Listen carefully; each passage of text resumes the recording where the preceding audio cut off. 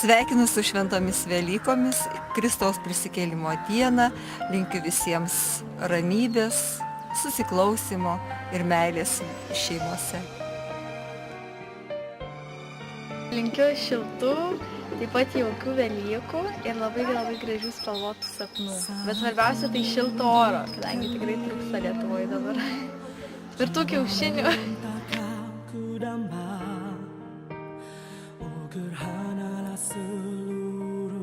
Mes norėtume jums palinkėti, kad jūsų gyvenimas niekada nedužtų taip, kaip dužta kiaušiniai per Velykas ir būtų visą laiką stiprus.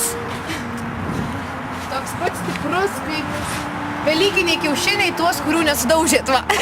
Gerai pasakiau, ne? Gerai. Ir norėtume, ko mes norėtume palinkėti. Daug šypsenų, daug juoko, daug laimės ir daug visko, ko dar kiti neprilinkėjo.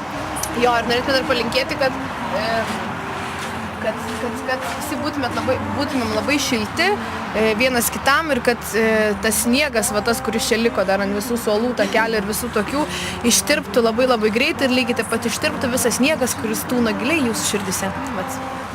Taip. Ir vat, linksmų Velykų. Valio!